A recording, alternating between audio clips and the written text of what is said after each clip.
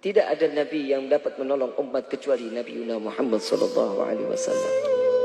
Tidak ada nabi yang dapat selalu memikirkan umat, hanya Nabi Allah sallallahu alaihi wasallam, Rasulullah sallallahu alaihi wasallam. Tidak ada seorang manusia yang dapat memikirkan umat melainkan Rasulullah sallallahu alaihi wasallam.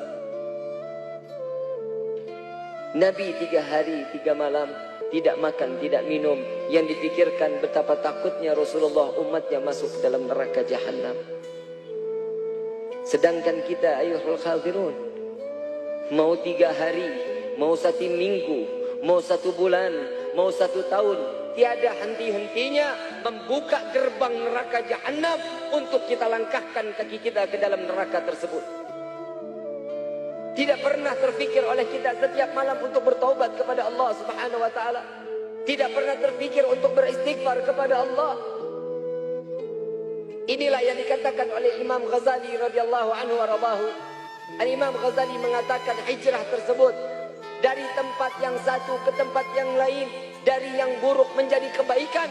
Ini adalah tempat dan momen tersebut yang terdapat kebaikan-kebaikan di sisi Allah. Tahun lalu kita lupa beribadah kepada Allah, rubah tahun ini untuk kita makin taat beribadah kepada Allah Subhanahu wa taala. Sudah cukup kita membuat sedih hati Nabi sallallahu alaihi wasallam. Di dalam riwayat yang lain, Siti Aisyah radhiyallahu anha wa radhaha, beliau tiap malam tidak pernah memandang wajah Rasul sallallahu alaihi wasallam dalam keadaan tertidur.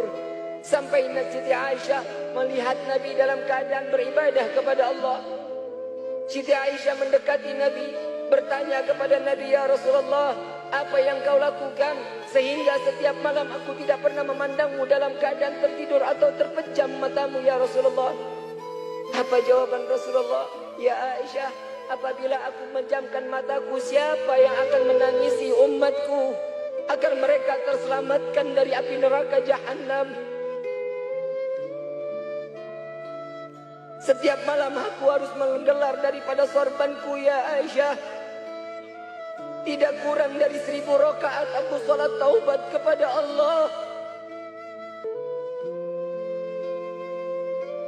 Aku khawatir tatkala umatku dia lupa saat dalam keadaan sakratul maut, dia lupa bertaubat kepada Allah. Aku mengharap kepada Allah agar salat taubatku ini dapat menambah daripada taubat umatku."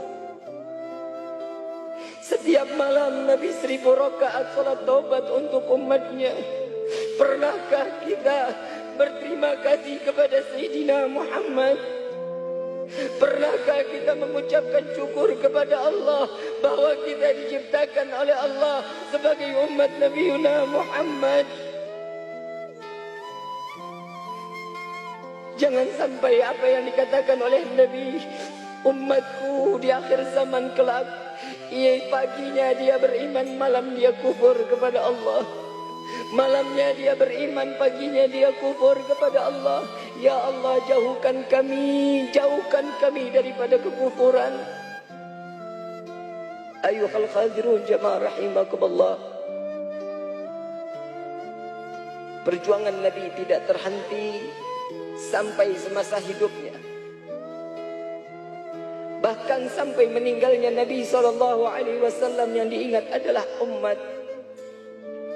Sudah pernah kita menjawab panggilan Rasulullah?